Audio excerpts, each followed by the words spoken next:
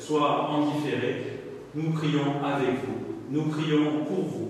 Et dans cette messe, nous offrirons l'Eucharistie plus spécialement pour les malades et pour leurs familles, pour ceux qui sont dans l'angoisse.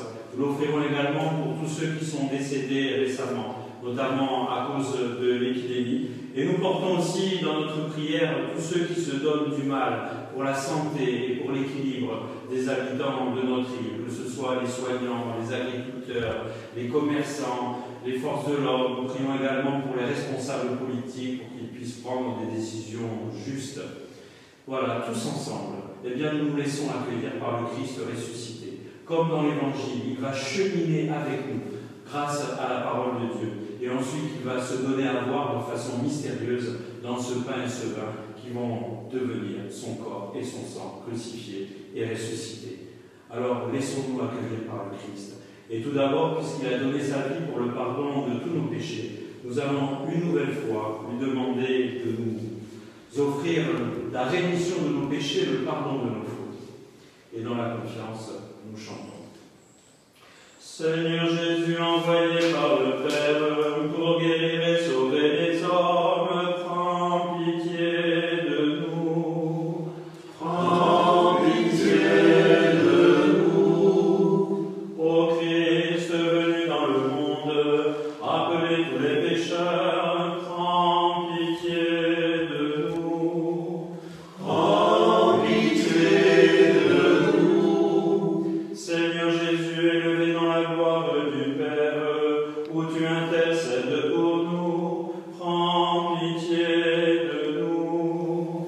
Prends pitié de nous. Que Dieu Tout-Puissant nous fasse miséricorde, qu'il nous pardonne nos péchés et nous conduise à la vie éternelle. Amen. Et dans la joie du Christ ressuscité, dans l'allégresse de sa présence, nous chantons la gloire de Dieu.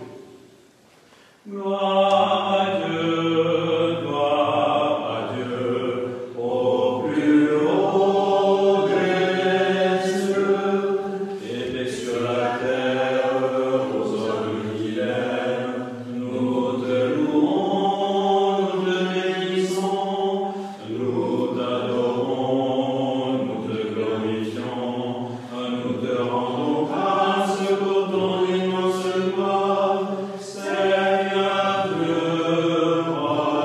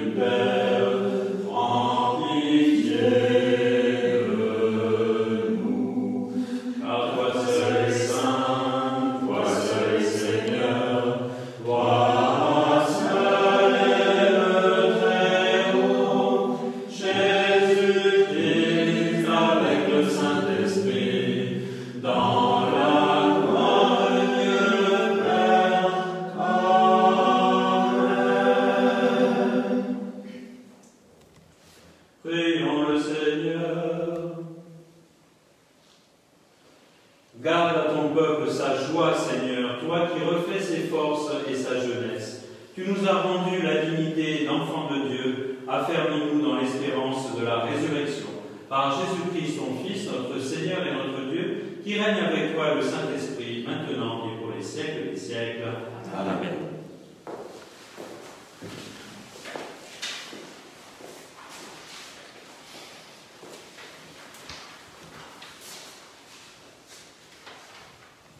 Lecture du livre des Actes des Apôtres.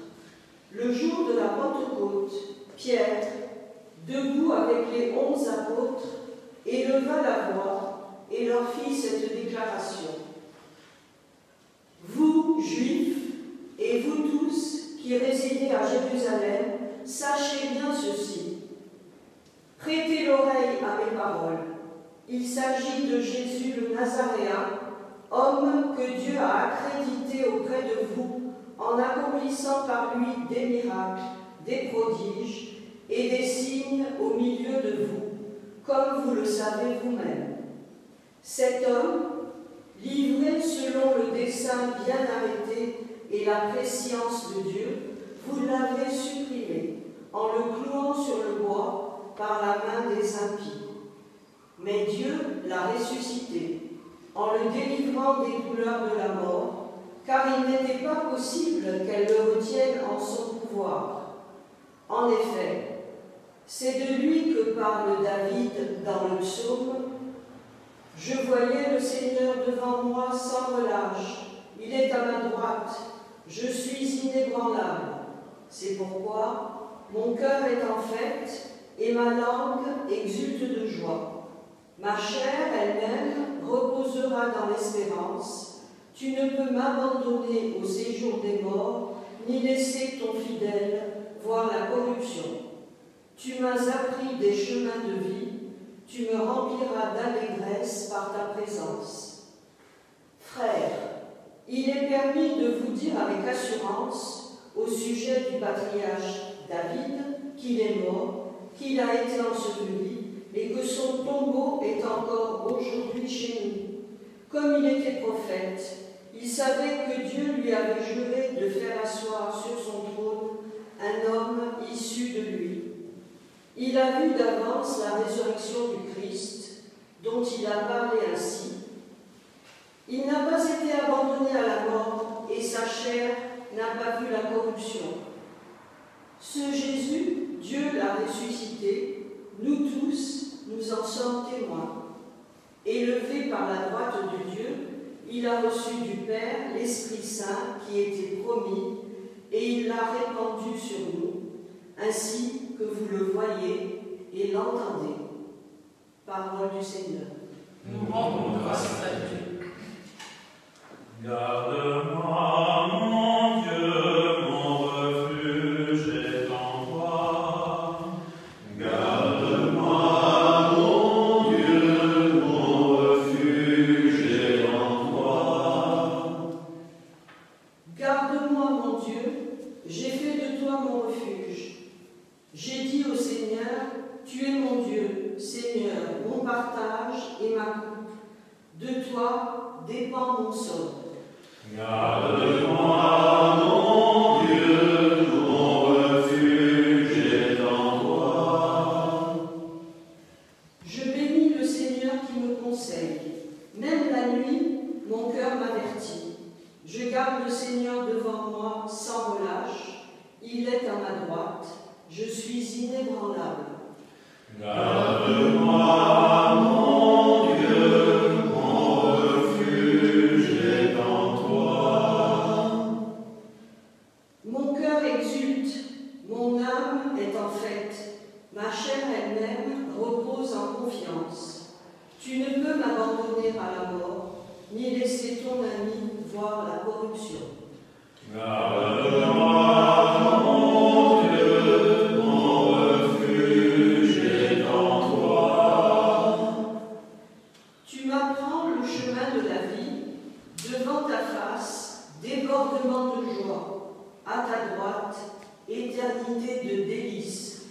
Garde-moi, mon Dieu, mon refuge est en toi.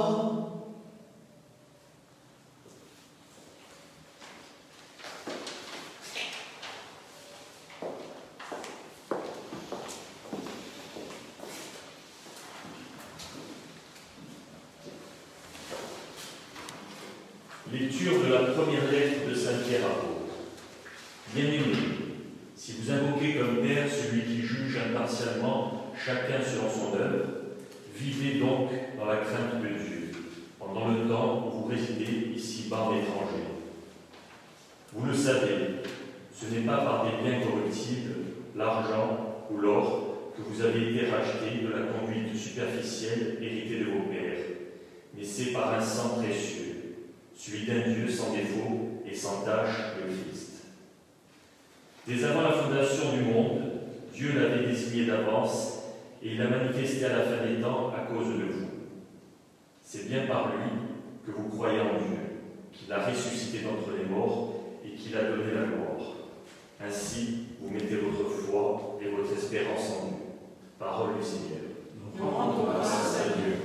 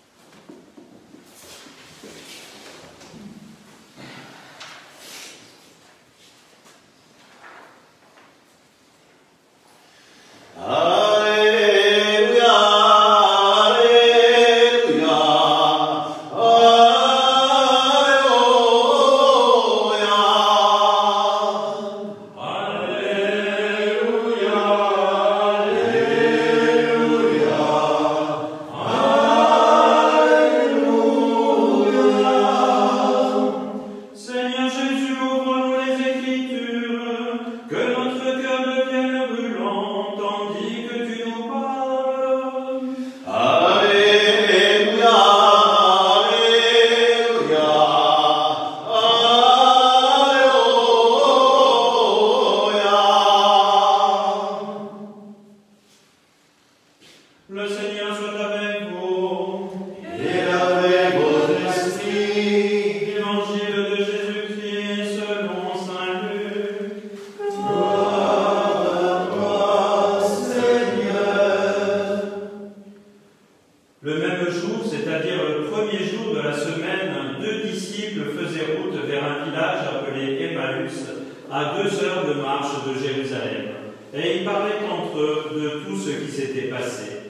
Or, tandis qu'ils s'entretenaient et s'interrogeaient, Jésus ressuscité lui-même s'approcha et il marchait avec eux. Mais leurs yeux étaient empêchés de le reconnaître.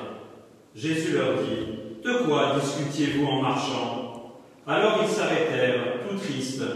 L'un des deux, nommé Cléophas, lui répondit, « Tu es bien le seul étranger résidant à Jérusalem qui ignore les événements de ces jours-ci. » Il leur dit, « Quels événements ?» Ils lui répondirent, « Ce qui est arrivé à Jésus de Nazareth, cet homme qui était un prophète, puissant par ses actes et ses paroles devant Dieu et devant tout le peuple.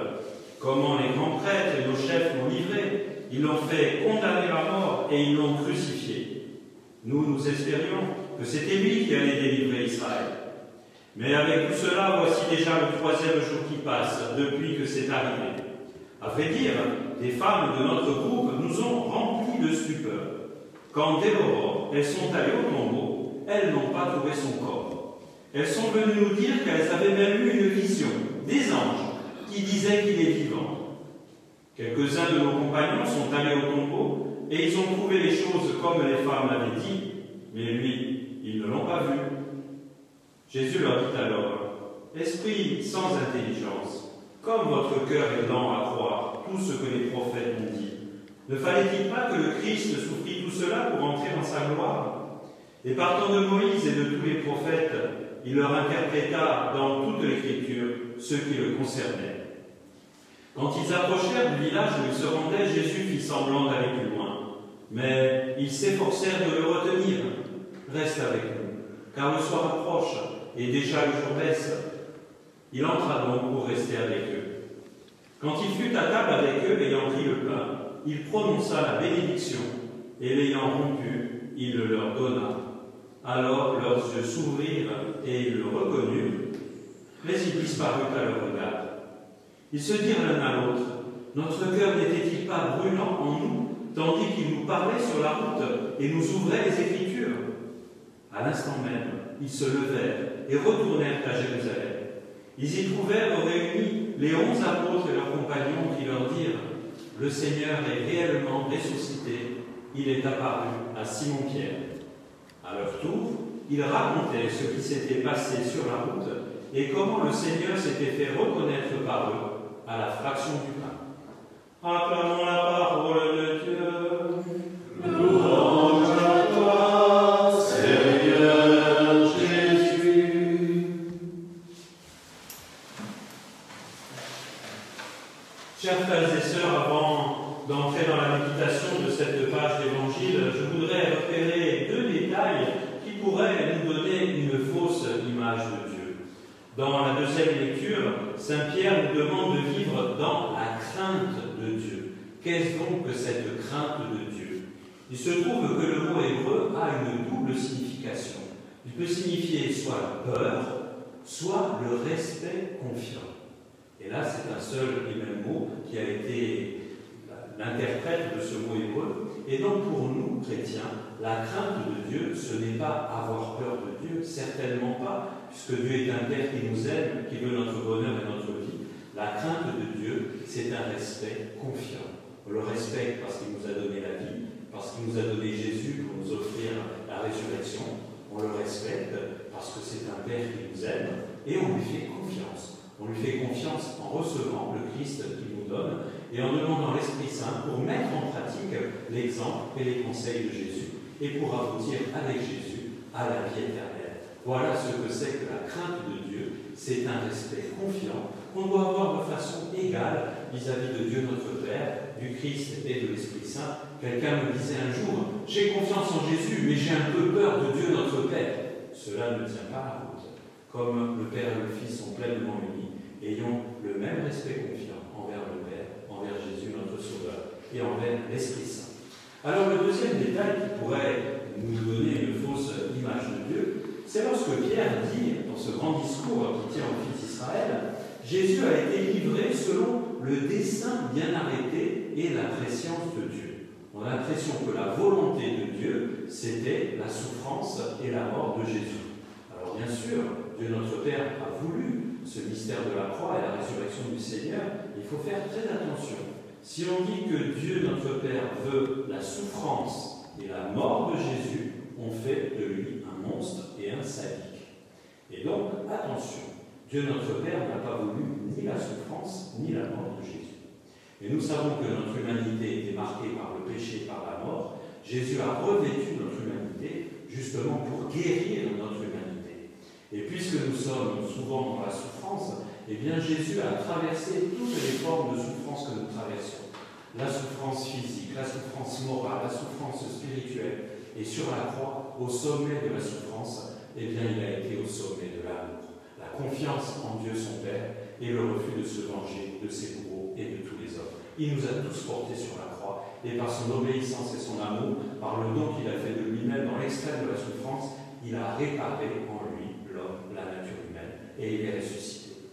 Et nous, si nous sommes unis à Jésus par la foi, par les sacrements de l'Église, nous sommes un seul corps avec lui. Et nous aussi, par l'Esprit Saint, petit à petit, nous sommes délivrés de nos péchés et nous avons en promesse la vie éternelle et la résurrection du mort. Voilà ce que Dieu voulait. Il voulait, à travers la mort et la résurrection de son Fils, nous offrir le pardon, la vie éternelle et la résurrection.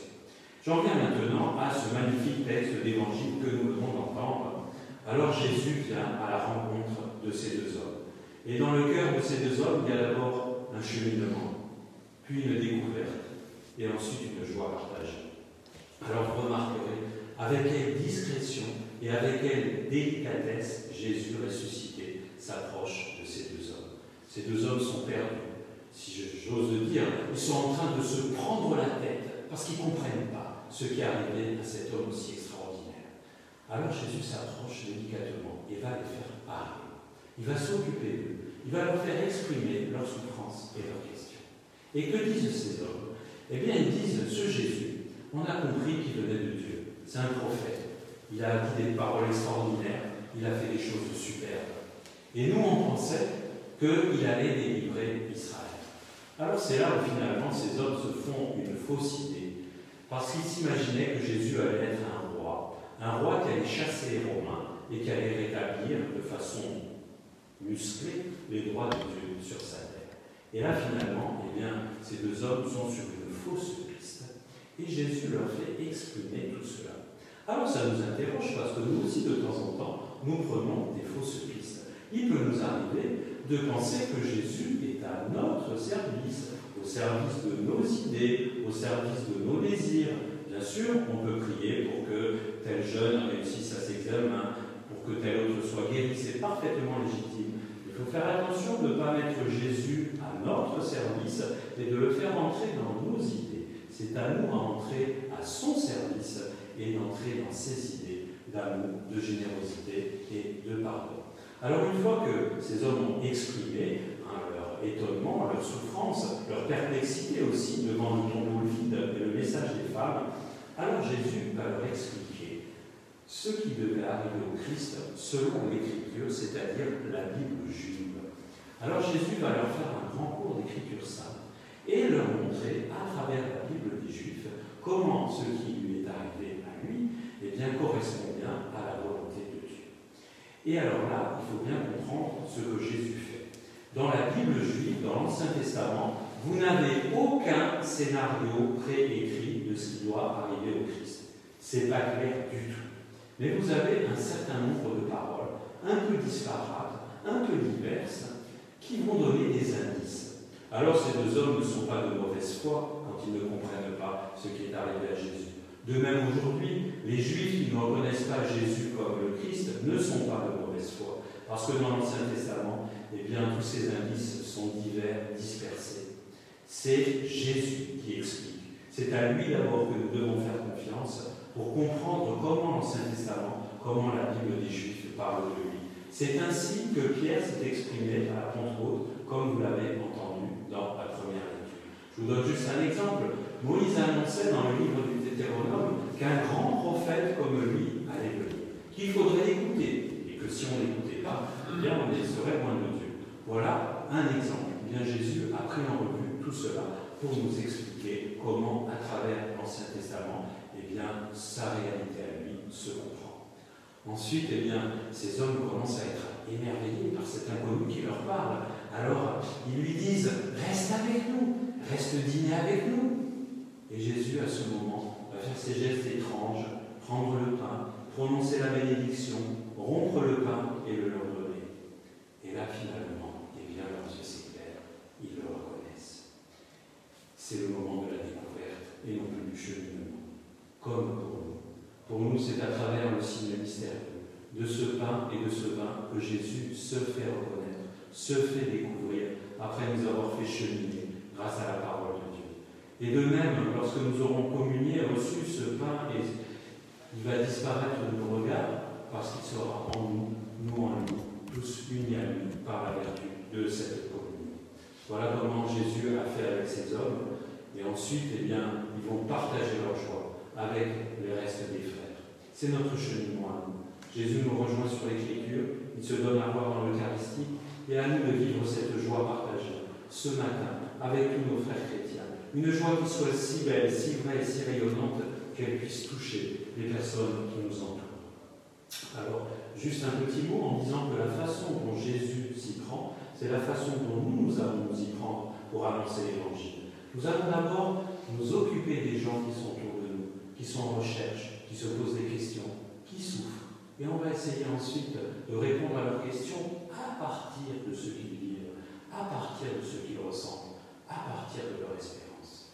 Et ensuite, pour ce qui est de leur découverte du Christ, c'est l'affaire de l'Esprit Saint. Nous aurons fait juste un petit peu de chemin avec eux. Je termine en soulignant ce qui est dit par saint Pierre dans la deuxième lecture. C'est par Jésus que vous croyez en Dieu qu'il a ressuscité d'entre les morts. C'est très important. C'est le fondement de notre théologie chrétienne. C'est par Jésus que nous croyons en Dieu. On peut entrer dans la foi de diverses manières, la beauté de la création, les sentiments très forts que nous pouvons avoir, mais au bout du compte, celui qui nous révèle Dieu le Père en plénitude, c'est Jésus. Nul ne va vers le Père sans passer par moi, dit Jésus.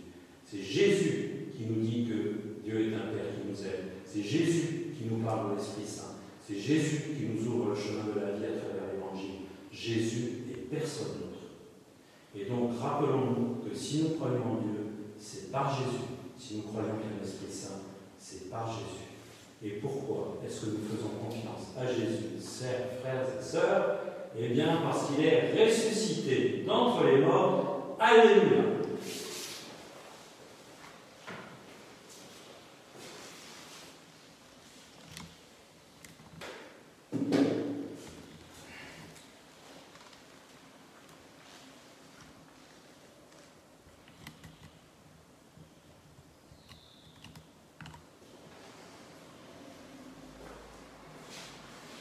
Et maintenant, avec toute l'Église, redisons ensemble la foi de notre baptême au Père, au Fils et à l'Esprit Saint.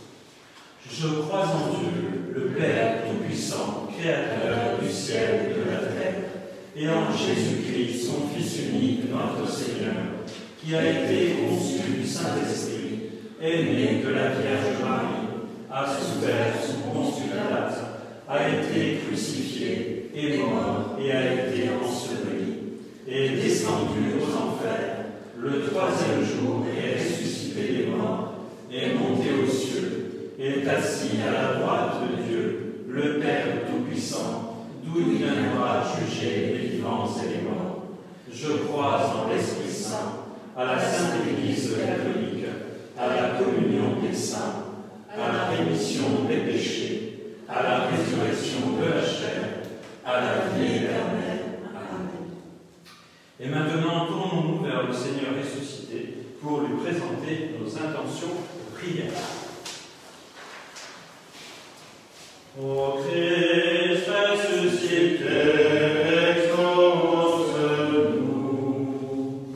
Seigneur Jésus ressuscité, nous te prions pour ton Église et pour chacun de nous chrétiens, afin que dans ce temps d'épreuve, nous soyons des témoins joyeux de ta victoire sur la mort. Ô Christ ressuscité, exauce-nous. Seigneur Jésus ressuscité, nous te prions pour les soignants, pour les responsables politiques, pour ceux qui assurent la sécurité de nos vies, afin que tu les éclaires et que tu les soutiennes. Ô Christ ressuscité, exauce-nous. Seigneur Jésus ressuscité, nous te prions pour que dans la lutte contre l'épidémie, la solidarité et le service des plus pauvres soient effectivement pratiqués par chacun. Ô Christ ressuscité, exauce-nous. Seigneur Jésus ressuscité, nous te prions pour que partout dans le monde, tu favorises le dialogue, la réconciliation et la paix, ainsi que les efforts pour la protection de la planète. Ô Christ ressuscité, exauce-nous. Seigneur Jésus ressuscité, nous te prions d'exaucer les prières et aussi toutes celles que nous portons dans nos cœurs. Toi qui vis et règnes avec le Père et l'Esprit Saint, maintenant et pour les siècles des siècles. Amen. Alors, chers frères et sœurs, habituellement c'est la corbeille qui serait passée dans les bancs. Aujourd'hui, il n'y a pas de corbeille, mais vous savez que soit avec la quête sur votre smartphone, soit sur le site de notre diocèse, Je donne en ligne, vous pouvez participer à la vie matérielle de notre Église. Et déjà, un grand merci à toutes celles et tous ceux qui ont déjà participé à cette quête en ligne.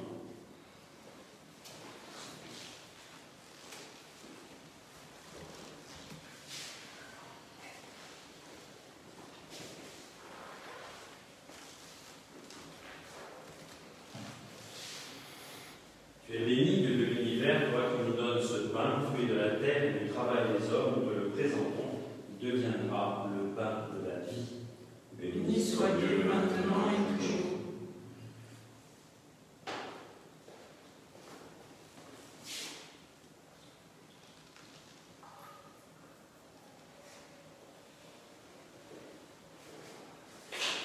Tu es béni, Dieu de l'univers, toi qui nous donnes ce pain, fruit de la vie et du travail des hommes, nous te le présentons. Il deviendra le pain du royaume éternel.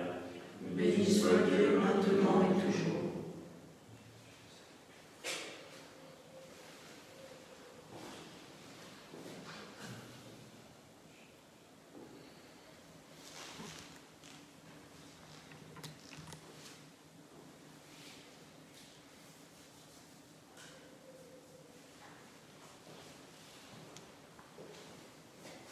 Prions ensemble au moment d'offrir le sacrifice de toute l'Église. Gloire à Dieu, le salut du monde. Dieu notre Père, accueille les dons de ton Église en fête. Tu es à l'origine d'un si grand bonheur qu'il s'épanouisse en joie éternelle par Jésus, le Christ, notre Seigneur. Le Seigneur soit avec vous. Et avec votre esprit, Élevons notre cœur.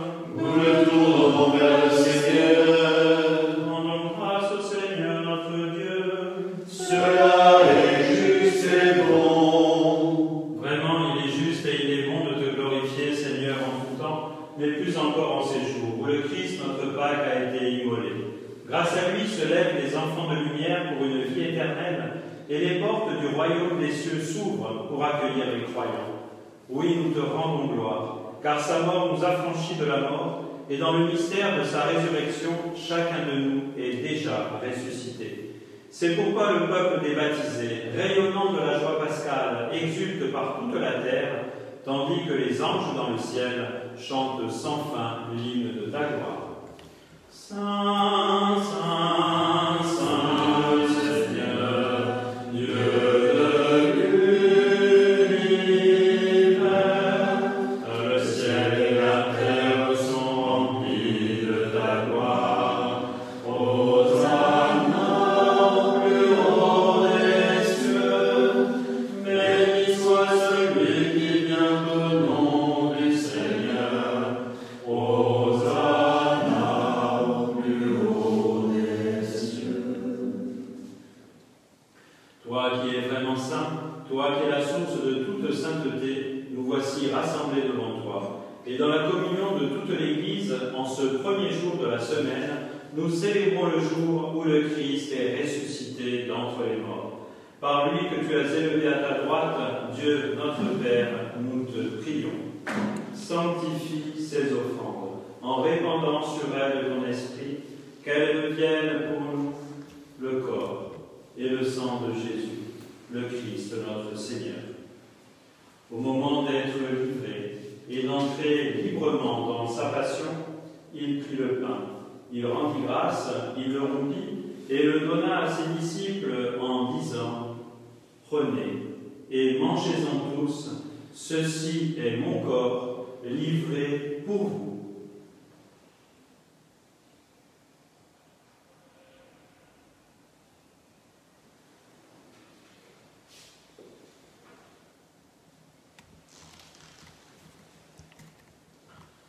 De même, à la fin du repas, il prit la coupe. De nouveau, il rendit grâce et la donna à ses disciples en disant « Prenez et buvez-en tous, car ceci est la coupe de mon sang, le sang de l'alliance nouvelle et éternelle, qui sera versé pour vous et pour la multitude en rémission des péchés. Vous ferez cela en mémoire de moi. »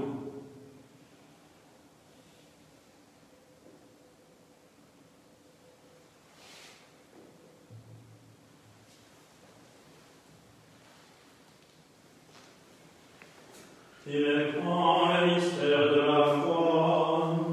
Nous proclamons ta mort, Seigneur Jésus. Nous célébrons ta résurrection.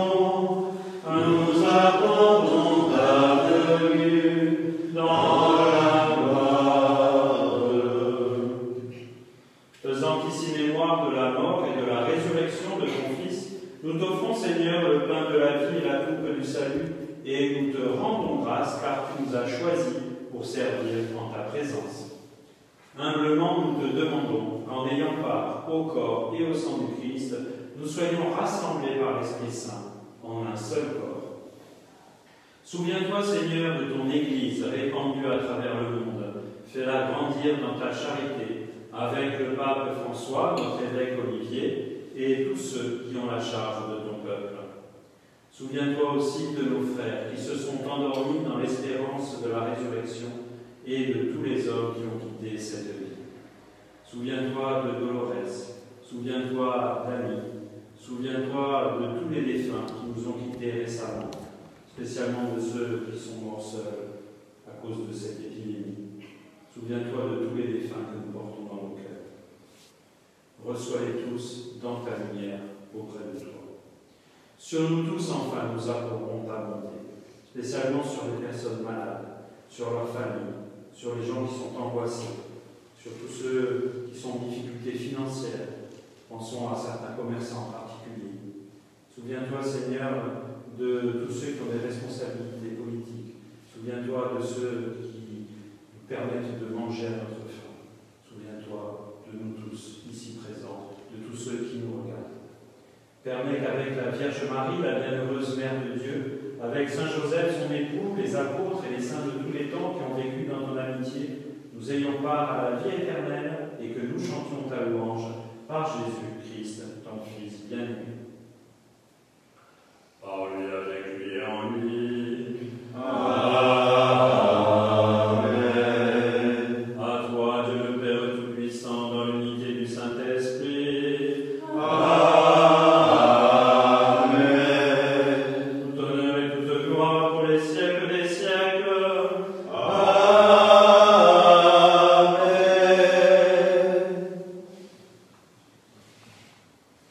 Puisque nous sommes devenus membres du Christ par notre baptême, membres du corps du Christ, en lui et dans l'Esprit Saint, tournons vers Dieu et relisons ensemble. Notre Père, qui es aux cieux, que ton nom soit sanctifié, que ton règne vienne, que ta volonté soit faite sur la terre comme au ciel. Donne-nous aujourd'hui notre pain de ce jour. Pardonne-nous nos offenses, comme nous pardonnons aussi à ceux qui nous ont offensés, et ne nous laisse pas entrer en tentation, mais délivre-nous du mal. Délivre-nous de tout mal, Seigneur, et donne la paix à notre temps. Par ta miséricorde, libère-nous du péché, libère-nous de cette épidémie, rassure-nous devant les épreuves. En cette vie, nous espérons le bonheur que tu promets et l'avènement de Jésus-Christ, notre Sauveur. Car c'est à toi qu'appartiennent le règne, la puissance et la gloire pour les siècles des siècles. Seigneur Jésus-Christ, tu as dit à tes apôtres, je vous laisse la paix, je vous donne ma paix. Ne regarde pas nos péchés, mais la foi de ton Église, pour que ta volonté s'accomplisse. Donne-lui toujours cette paix et conduis-la vers l'unité parfaite, toi qui règnes pour les siècles des siècles. Amen. Que la paix du Seigneur soit toujours avec vous. Et avec votre esprit. Agneau de Dieu, qui enlève le péché du monde, en pitié de nous. Agneau de Dieu, qui enlève le péché du monde, en pitié de nous. Agneau de Dieu, qui enlève le péché du monde, donne-nous la paix. Heureux les invités au repas du Seigneur. Voici l'agneau de Dieu qui enlève le péché du monde. Seigneur, je ne suis pas digne de te recevoir, mais dis seulement une parole et je serai guéri.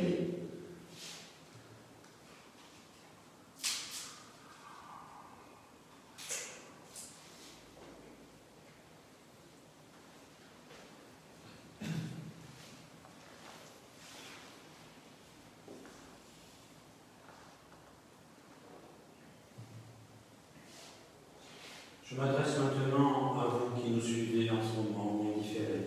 Vous ne pourrez pas communier, mais demandons à l'Esprit Saint qu'il vous donne en plénitude cette grâce que ceux qui ont le privilège de pouvoir communier aujourd'hui vont recevoir.